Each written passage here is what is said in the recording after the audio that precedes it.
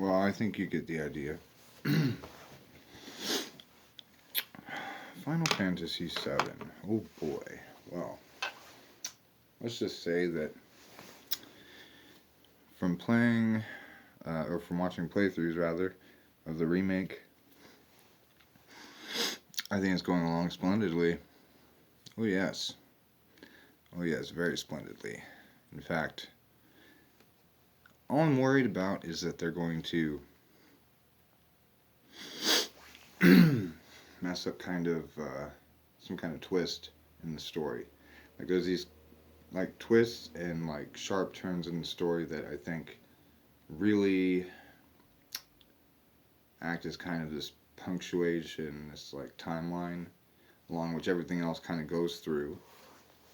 That really like that core, those core events are really like the very core of the storyline, and I think that messing with the integrity of that would be a bad idea. But that's kind of a matter of taste, I guess. So I just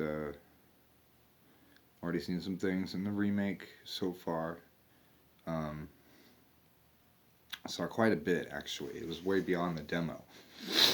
I've been trying to watch the rest of it actually. I didn't get to see the whole thing all the way up through Shinra Tower and afterwards. So I saw not even to the second reactor explosion, but that's still what I saw was quite a bit further than just the end of the demo. I think it's just the first reactor explosion. Well, anyway, yeah, man, a lot of things happen that, like this whole being able to see. Oh, spoilers! I don't know if anybody bothered to watch ahead. Maybe they didn't want to see it, so there's gonna be some spoilers, just a little bit. Okay.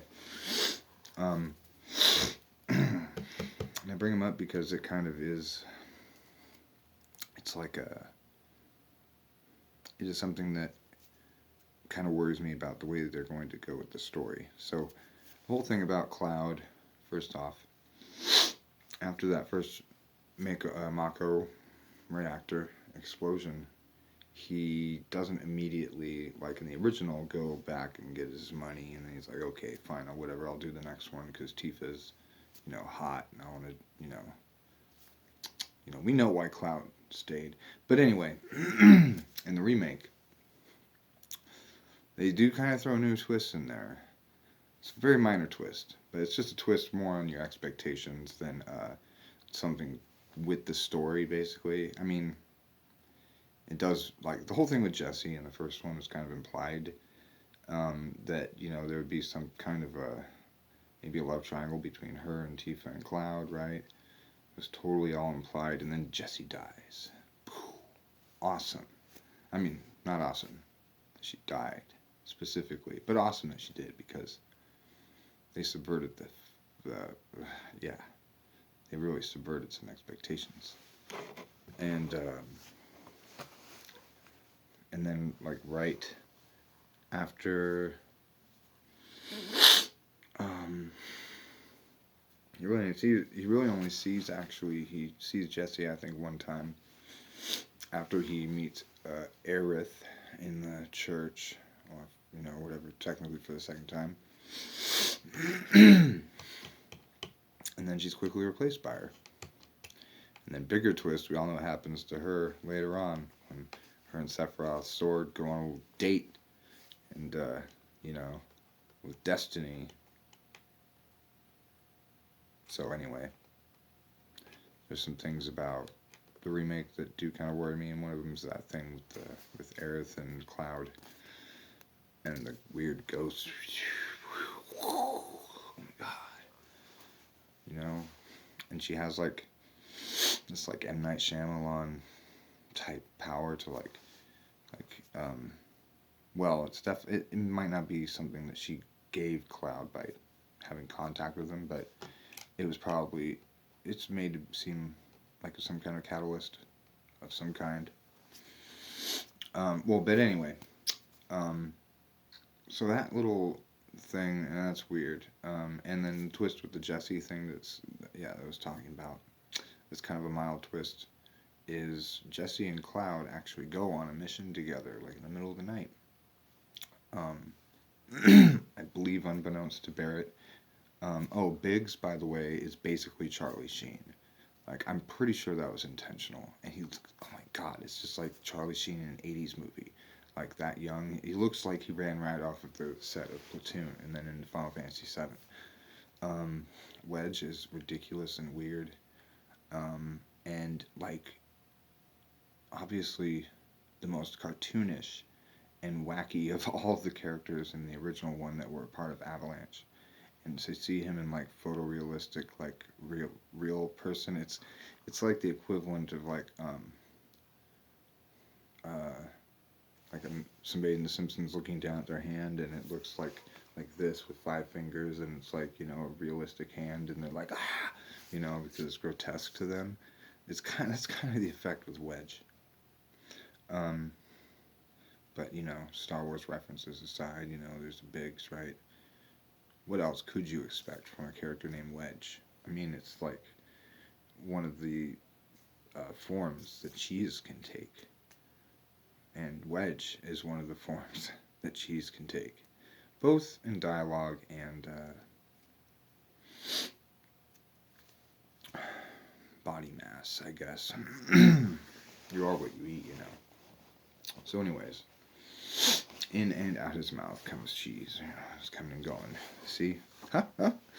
So, um, I just look something like a Final Fantasy character right now because, it's a virus town out there.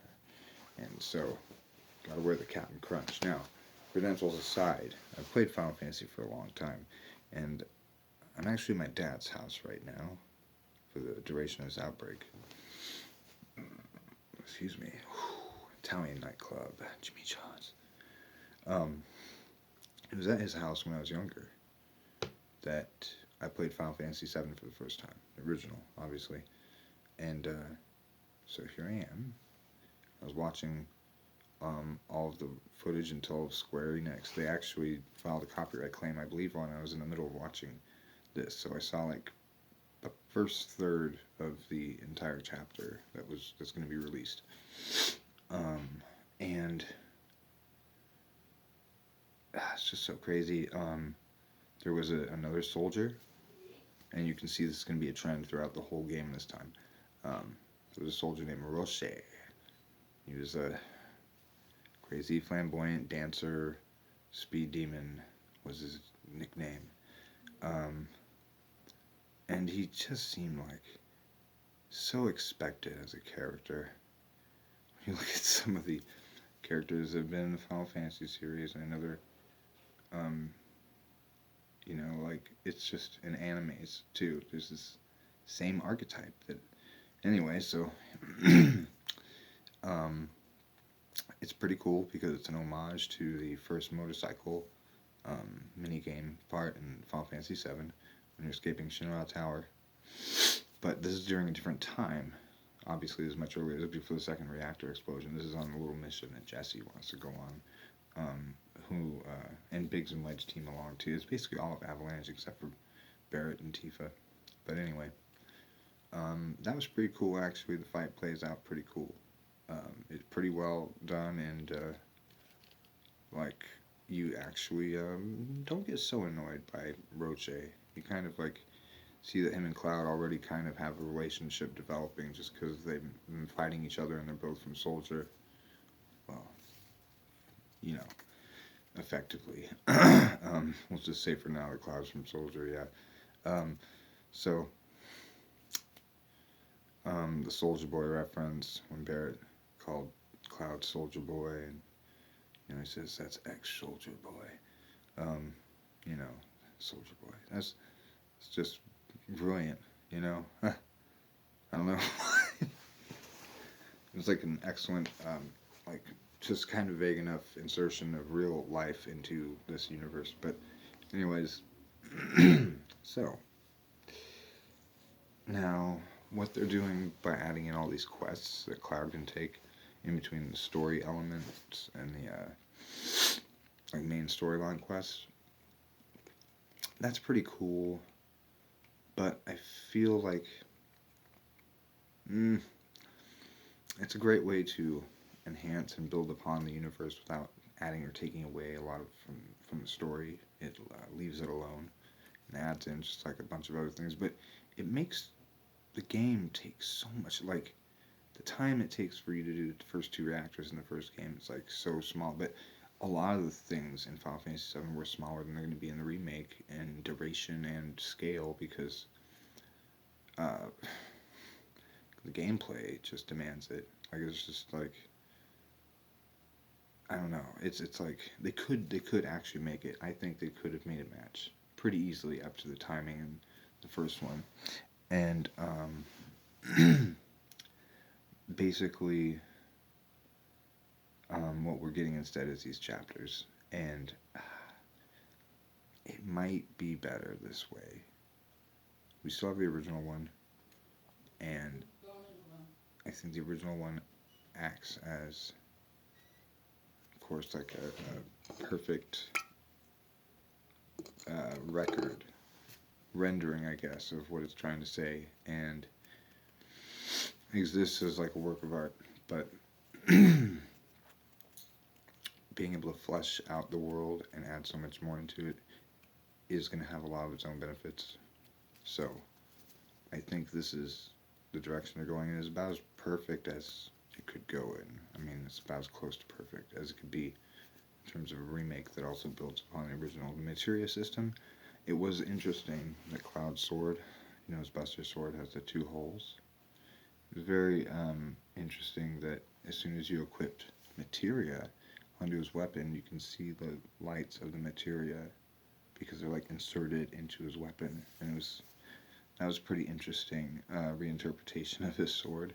And so, what's kind of lame to me is that means that all of his swords are gonna have like a bunch of lights going down the middle of them.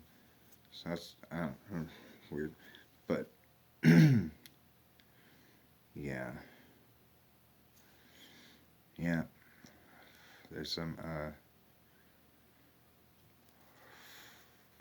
I really like how they updated some of the enemies, and some of the enemies are so classic from Final Fantasy VII, and it's like they include all of them. It's not they don't skip over a single one that I've seen. Along with adding new enemies in there. Actually, it's pretty much actually been completely true. Um, yeah, like in the train graveyard in the original one, there's these drakes that you fight, and in the random battles. And in this one, into Sector 7 from the train graveyard, escaped one of these drakes, which is really weird. They say something about it coming through the gate. It's like, what? It flies. The world of Midgar is super cool. Super, like, completely seems like it all fits. Like, all the down, like, up and, just, like, when you're running around, those parts are all they are very much feel like if it's into the city as a whole from how it's depicted, cutscenes and everything, and it's, like, nothing feels off. Like, they've really avoided doing that whole weird scaling. I mean, in Final Fantasy, characters always more or less been meant to represent the party up until like 8 came out, and so it was like not a big deal if you were on the world map and you were like towering over these buildings in this whole town. The point wasn't that you were zoomed down super close and running around in the world map. The world map was a map. Okay, it wasn't like an environment. And so basically, like avoiding that whole weird disproportion thing when Cloud would be standing outside Midgard and it's like that big, you know, it really feels as massive as it feels in the original game up until that point where you're on the world map and you're like, oh shit, that was only the first 10 hours of the game? Whoa, mind blown. And so it's going to be very interesting what kind of the next chapter is going to be entirely, I think it's going to be entirely when Cloud and Sephiroth go to Nibelheim. Oh yeah, and they're going to just totally draw that one out, because that is kind of a big part in the original one, it wasn't nearly as long as Midgar. Not even close. But they could stretch it out that long. Or to the first half of the game like that. And then the rest of the chapter is like them trying to find a chocobo. And of course, of course they're going to try and run past the Midgar Zolamite. But I have a feeling they're going to make you fight that thing. Obviously, that could be an end chapter boss. But they're really going to have to, I don't know how they're going to balance that whole thing with the story of Nibelheim and all that stuff too. Kind of interesting. It would be kind of cool if they did the whole chapter where it was the story of Sephiroth and Cloud in the Nibelheim reactor, and the stats that Cloud has at the end of that could factor into when you start a new game on Final Fantasy VII Remake Chapter 1, right? And then you can take your character levels from the end of Chapter 1, since Chapter 2 is just a flashback, and then have that as your starting stats on Chapter 3. I don't know. Call me an open thinker, a free man. Mentally. Not even mentally. Okay, so that's my thoughts on the Final Fantasy VII Remake. And I hope that it keeps going as good as it is. That's my opinion. Who you don't care about. You don't care about my opinion. Here, let me rub that camera lens off. I didn't even do that before I did this, because I just wing it, So, yeah. Play Final Fantasy VII Remake.